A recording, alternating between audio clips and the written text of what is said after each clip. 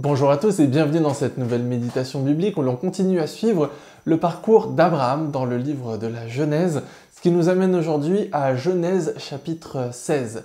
On avait quitté Abraham hier après qu'il ait conclu une alliance avec Dieu et Dieu lui avait promis qu'il aurait une descendance aussi nombreuse que les étoiles.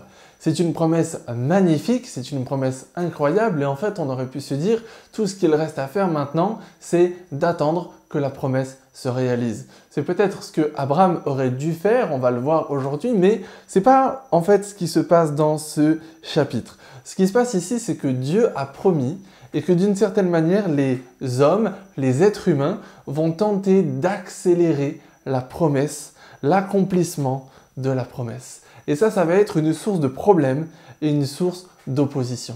Sarai a été bien sûr au courant de la promesse qui avait été faite à Abraham et elle voit que Dieu ne la bénit pas, c'est elle qui le dit, en tout cas que Dieu ne lui permet pas pour l'instant de tomber enceinte et de donner une descendance à son mari. Alors elle s'impatiente. Elle dit à son mari, écoute, Dieu ne veut pas me faire tomber enceinte, alors prends ma servante, Agar, va avec elle, couche avec elle, peut-être qu'à travers elle, Dieu nous donnera une descendance. Parce que c'était la coutume, c'était comme ça. En fait, à l'époque, les servantes appartenaient vraiment à leur maître, à leur maîtresse, et si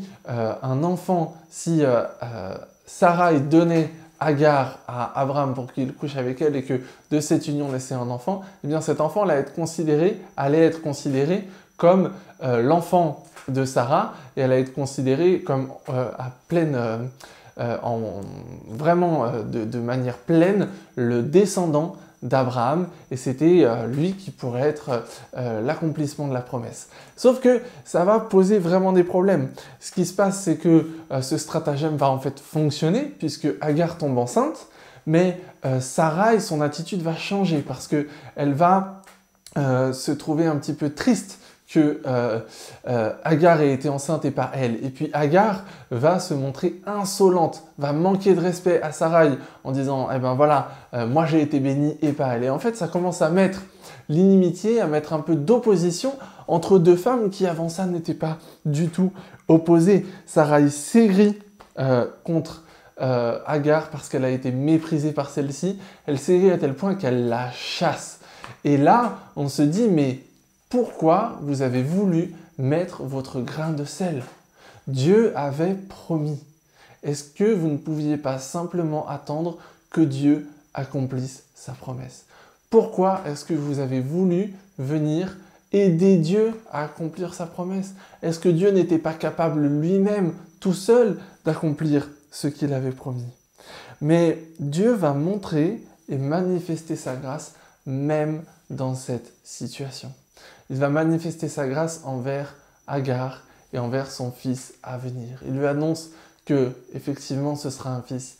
Il lui annonce que ce fils aussi sera à l'origine d'une grande descendance et que des gens seront bénis à travers lui. Et puis Dieu n'oublie pas non plus sa promesse et il continue à aller dans le sens de l'accomplissement de cette promesse. Qu'est-ce que l'on peut en tirer pour nous? Eh bien justement, quand Dieu parle, c'est Dieu qui dit.